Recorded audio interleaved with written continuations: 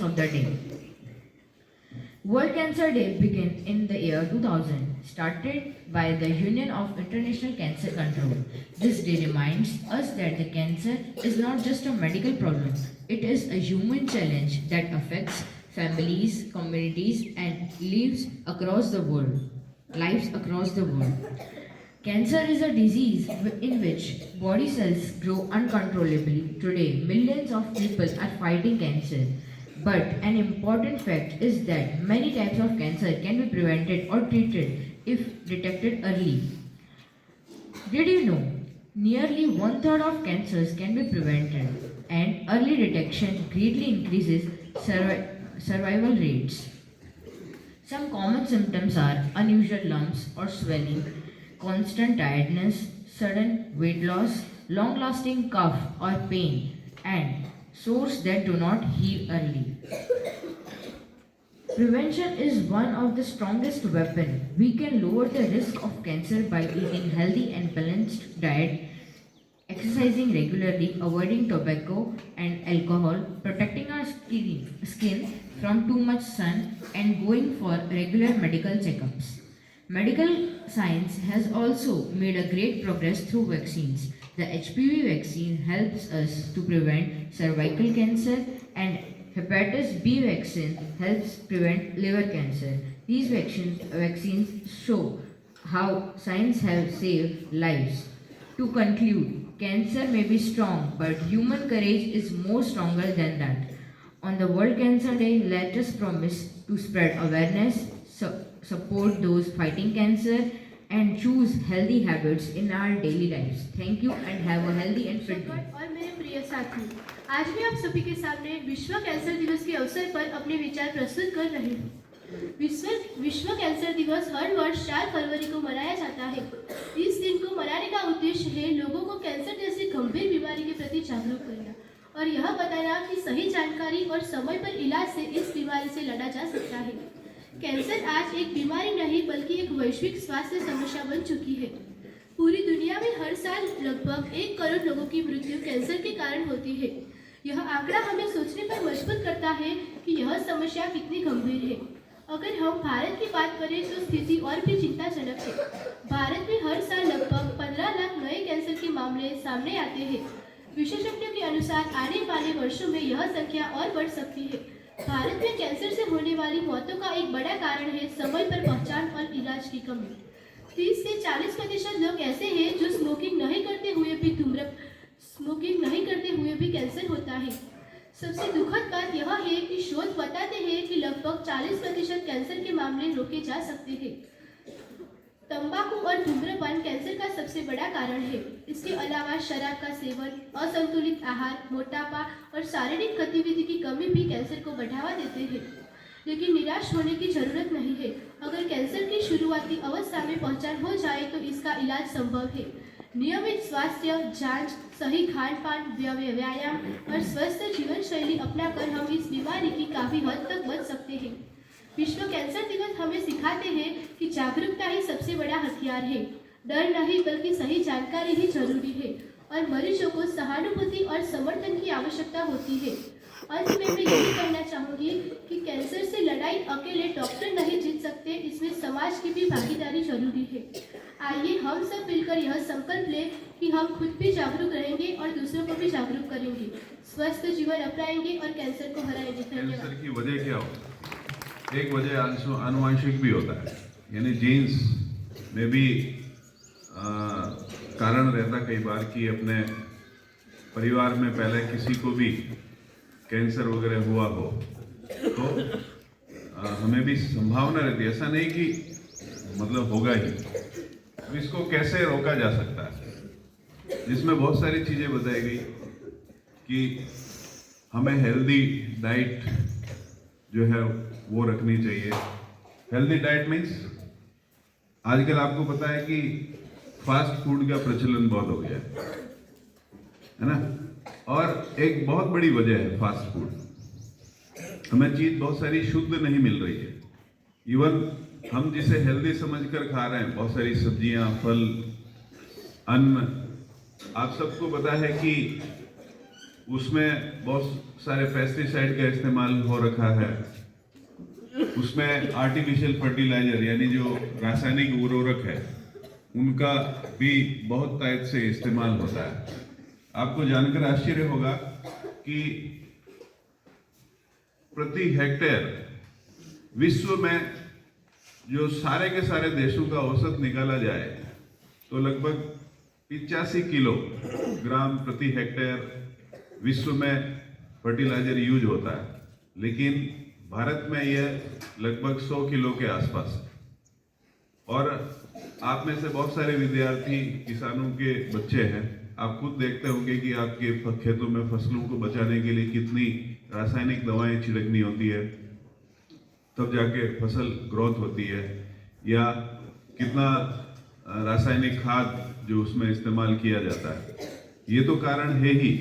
अब इससे कैसे बचा जाए? आपको पता है कि अपने गुजरात के राज्यपाल आचार्य देवव्रत, नाम सुना है किसी ने? वो जहां पर भी जाते हैं एक कृषि पद्धति के बारे में जरूर बताते हैं। वो कौन सी पद्धति है?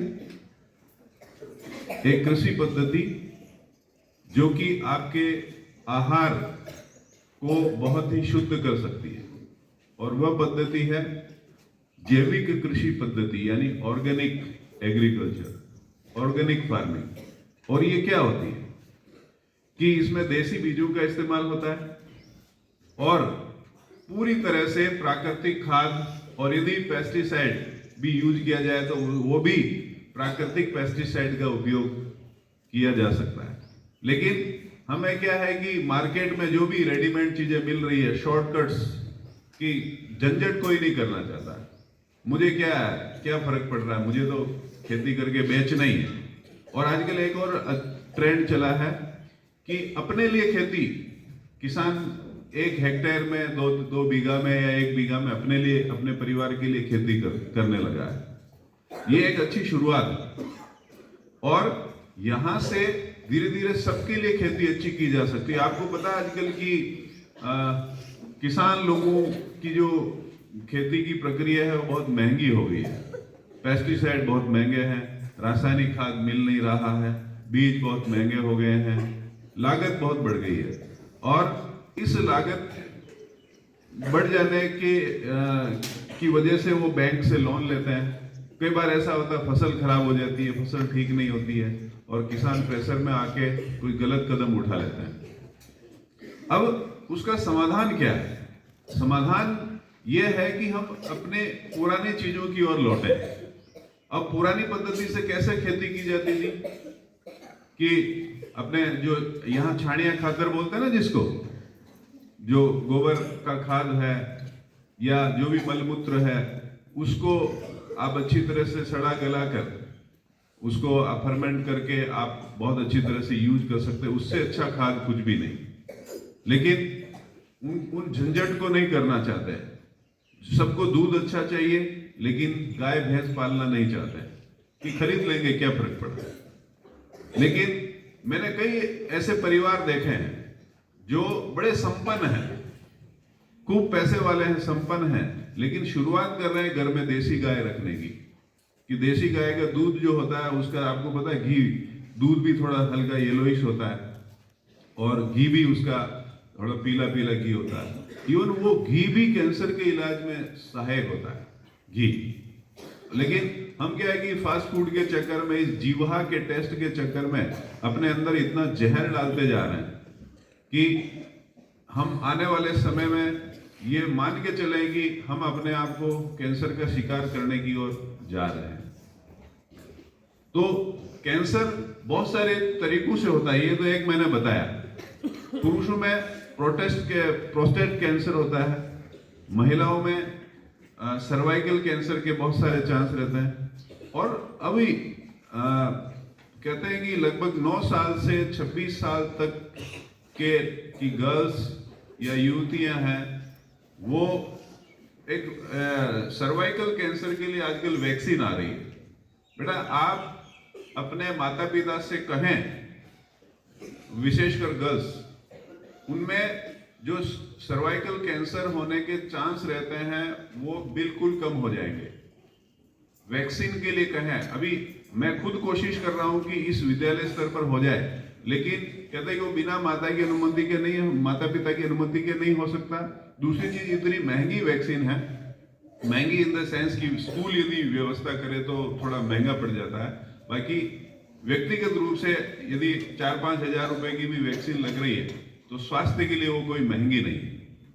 तो वो वैक्सीन लगाने के लिए सारी बच्चियां, आप में से कुछ के वैक्सीन लगी होगी, कई बार ज्ञाति के आधार पर कैंप लगाए जाते हैं और वहां वैक्सीन लगाई जाती है, लेकिन मेरे लिए तो यहाँ पर ज्ञाति एक ही है कि भी मेरी बच्चियां सब, तो सबको लगनी चाहिए, ठीक है। और अब लड़कों का क्या है, कहते हैं कि जो प्रोस्टेट कैंसर होता है वो 50 से 65 साल की उम्र में होता है, जब यूरिन पास करने में प्रॉब्लम आती है, यूरिन में ब्लड आने लगता है। अब इसका इलाज क्या है? बहुत सारे बच्चे भी आते हैं शिकायत के लिए कि सर यूरिन में ब्लड आ रहा, भी 1-2 केस भी आए। बेटा, इसका सबसे अच्छा इलाज है कि आप पानी खूब पिए। नवोदय की सबसे बड़ी प्रॉब्लम है हर नवोदय की कि हमने कंपल्सरी यहाँ पर पानी बोतल के साथ कर रखा है, लेकिन एक क्लास में 2-4 बच्चे पानी की बोतल रखते हैं, सभी उसी से पीते हैं, और जैसे ही बोतल खत्म हुई फिर चुपचाप बैठ जाता है। पानी की पीने की इच्छा हो रही नहीं हो, लेकिन आपको पानी पीना है, उससे बहुत सारी अशुद्धियां शरीर से निकल जाती नहीं, जो जहर होता है, टॉक्सिक चीजें जो होती है अपने अंदर, वो बॉडी को डिटॉक्स कर देता है। तो लिक्विड ज्यादा से ज्यादा लेना है। ऑयली जो चीजें हैं, तली फली मसाले की चीजें, वो कम से कम लेनी है, जिससे हमारा आहार संतुलित होता है और हम उस कैंसर से बच सकते हैं। कैंसर अलग अलग रूपों में आ सकता है, स्किन कैंसर के रूप में आ सकता है, बोन कैंसर के रूप में आ सकता है, ब्लड कैंसर के रूप में आ सकता है, कहीं ना कहीं। और यहाँ गुजरात में विशेषकर मैंने देखा कि मावा का प्रचलन बहुत है। मैं जब यहाँ आया तो मावा के बारे में सुना तो मैंने कहा यार बहुत हेल्दी लोग हैं कि मावा खूब खाते हैं। तो क्योंकि हमारे इधर मावा किसको बोलते हैं, जो वो दूध से बनाया जाता है ना, जिसकी मिठाई बनती है। उन्होंने कहा बड़े हेल्दी लोग हैं। बाद में पता चला कि ये तो मावा का अलग ही प्रकार है। तो बेटा, और इस एरिया में तंबाकू की खेती भी खूब की जाती है, वो भी आसानी से उपलब्ध है, ठीक है। मैंने भी उगा रखी है तंबाकू इधर, लेकिन मैंने इसलिए उगा रखी कि मुझे ऑर्गेनिक पेस्टिसाइड बनाना है। आपको पता है तंबाकू को कोई भी जानवर नहीं खाता, लेकिन इंसान खाता है। टोबैको को इंसान सिगरेट के रूप में, है ना, वो खैनी के रूप में, मावा के रूप में खूब इस्तेमाल कर रहा है। यानी जिसको जानवर भी खाना पसंद नहीं करते हैं वो इंसान खाता है, फिर अपना ही नुकसान करता रहता है। तो बेटा, विद्यालय में इस तरह के कार्यक्रम आयोजित करने का उद्देश्य यही रहता है कि आप स्वस्थ रहें, आप शुरुआत से ही जागरूक हों। और लोग कहते हैं कि यार जिंदगी में आए हैं तो जब जाएंगे तो भगवान को क्या जवाब देंगे कि क्या जलसा करके आया। ऐसा आम बोलचाल की भाषा में बहुत कहा जाता है, लेकिन नशा बहुत अलग अलग तरह का होता है बेटा। नशा आपको पैसे का हो सकता है, नशा आपकी फिटनेस का हो सकता है, नशा जो है आपके लुक का हो सकता है, नशा आपके ज्ञान का हो सकता है ना। बहुत सारे तरह के हेल्दी नशे भी होते हैं, लेकिन हम अनहेल्दी नशे की ओर जाते हैं। और वो क्या है? अल्कोहल को कंज्यूम करना, यानी शराब पीना, तंबाकू खाना, मावा खाना, ड्रग्स की ओर जाना। ये जो अनहेल्दी नशे हैं उसकी ओर जाते हैं और फिर अपने आप को गर्त में धकेलते रहते हैं। हम तो चले जाते हैं जलसा करके, लेकिन पीछे जो परिवार भुगतता है, पीछे बच्चे भुगतते हैं, पीछे उन जो माताएं बहनें वो भुगतती है कि उनको समाज में फिर किस स्थिति की ओर जाती है। तो बेटा, बहुत बड़ी समस्या है और ये आम हो गई है। इसका वहन चला था पंजाब हरियाणा से कैंसर का, राजस्थान की इंदिरा गांधी कैनाल से होकर फिर अभी गुजरात तक भी पहुंच गया है कैंसर का रथ। कैसे पहुंच गया? आपने सारी कृषि पद्धतियां देखी होगी, है ना। पहले यहां पर ऐसा नहीं था, प्रोडक्शन ज्यादा हो कि नहीं हो, लेकिन प्राकृतिक खेती ज्यादा से ज्यादा हो रही थी। लेकिन अब क्या है कि खेती सिर्फ ये नहीं रहा है कि पेट भरने के लिए कर रहे हैं। पेट भरने के लिए नहीं, अब पेटी भरने के लिए कर रहे हैं कि पेटी मेरी कैसे ज्यादा से ज्यादा भरे। क्योंकि जब अंत में कफन ओढ़ाया जाएगा, उस कफन में बहुत सारी पॉकेट होती है, जिसमें हम सोना भी ले जाएंगे, जिसमें हम बहुत सारा धन संपत्ति लेकर जाएंगे। ऊपर भी तो जलसा करना है, दुनिया में आकर जलसा किया तो किया, ऊपर भी जल्दी जाकर जलसा करना है, वहां पर भी तो पैसा चाहिए। और यही कर रहा है, हर चीज पैसे पर केंद्रित हो गई है। लेकिन बेटा, जीवन पैसे से नहीं काटा जाता। अभी कल ही मैं एक न्यूज पढ़ रहा था, एक बड़े बिजनेसमैन हैं जिनके 45-49 साल के बेटे का देहावसान हो गया और हजारों करोड़ों की संपत्ति के मालिक हैं, ठीक है। और देहावसान हो गया, उनमें ऐसा वैराग्य उत्पन्न हुआ कि उन्होंने अपनी 75-80% जो भी संपत्ति थी वो चैरिटी में दे दी, दान कर दी। और बड़ा दर्द व्यक्त करते थे कि जब मेरे पास पैसे नहीं थे, मेरे पास ज्यादा पैसे नहीं थे, तब मेरी पत्नी मैं जब तक नहीं आता मेरा इंतजार करती थी कि 12 बजे 1 बजे भी आऊं तो मेरे साथ भोजन करने के लिए रहती थी। मेरा परिवार मेरा इंतजार करता था जब पैसे नहीं थे। लेकिन अब पैसे हो गए हैं तो मेरा कोई इंतजार नहीं करता, सिर्फ मेरे घर में 2 कुत्ते हैं, वो मेरा इंतजार करते हैं। क्योंकि पैसे वाले लोग कुत्ते पालते ना, तो और कोई इंतजार नहीं करता, सब अपने आप में डिपेंड हो गए। तो ये बड़ा जीवन का कटु सत्य है बेटा, कटु सत्य है। मेरी पगार खूब अच्छी मिल रही है। आपने देखा होगा कि मैंने एक किचन गार्डन बना रखा है, कुछ न कुछ करते रहते हैं उसके ऊपर, देखा है। मैं अपनी सब्जी कोई भी मार्केट से नहीं लाता, कोई भी सब्जी, सब यहीं पर, उसमें कोई भी जंतुनाशक दवा नहीं छिड़कनी मुझे, उसमें बंदर भी खा रहे हैं, हमने स्टाफ में भी हम सप्लाई कर रहे हैं, ठीक है, और हम भी खा रहे हैं, सब कुछ खा रहा है। यानी प्रकृति पेट भरने के लिए सबको देती है। मलुकदास जी भी कह गए हैं कि अजगर करे न चाकरी, पंछी करे न काम। अजगर करे न चाकरी, पंछी करे न काम, दास मलुका कह गए सबके दाता राम। यदि पेट भरने की मंशा होगी तो सबको ईश्वर देता है। एक चींटी को भी ईश्वर भूखा नहीं रखता है, एक अजगर कुछ नहीं करता है, पंछी रोज कोई कलेक्शन नहीं करता, पेटी नहीं भरते हैं, लेकिन कोई पंछी भूखा नहीं मरता। तो ये जो संग्रह की प्रवृत्ति है, ये संग्रह की प्रवृत्ति हमें बर्बाद कर रही है और यही हमें असाध्य बीमारियां जो है उसकी ओर ले जा रही है।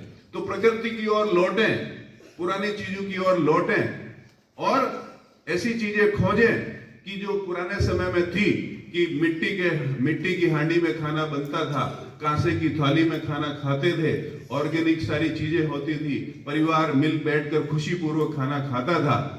लेकिन धीरे धीरे परिवार छोटे होते गए, न्यूक्लियर होते गए, क्योंकि पैसा चाहिए सबको, पैसा चाहिए, मरने के बाद भी ले जाना है पैसा।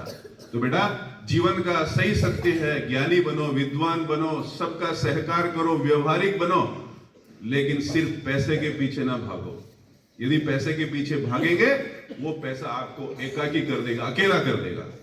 आपके साथ भीड़ दिखेगी, लेकिन उस भीड़ में भी आप अपने आप को अकेला महसूस करेंगे, कोई आपके साथ दिल से जुड़ेगा नहीं। लेकिन आप अपनों पर खर्च करते हैं, खर्च करने का मतलब समय खर्च करना, पैसा खर्च करना, अपना ज्ञान खर्च करना, तब लोग आपसे जुड़ेंगे और आप इन असाध्य बीमारियों से अपने आप को बचा पाएंगे और दूसरों को भी बचा पाएंगे। ये मेरे मन में कई दिनों से दर्द ऐसा होता रहता है, इसलिए मैं कई बार बोलता रहता हूँ ऐसा। आप लोग थोड़ा अच्छा लगे तो उस पर आचमन करना, उसको व्यवहार में उतारना, और यदि नहीं लगे कि वे सर तो ऐसे ही ज़्यादा बोलते रहते हैं, तो इधर से सुन के उधर भी निकाल सकते हैं। लेकिन मैं उम्मीद करता हूँ कि जब आवाज़ दिल से निकलती है तो कहीं ना कहीं कोई ना कोई उसको ध्यान से सुनता है और व्यवहार में लाता है। इसलिए कैंसर से जो अवेयरनेस है, उसके लिए सबसे बड़ी चीज़ है हेल्दी रूटीन आपका। जल्दी उठना है, जल्दी सोना है।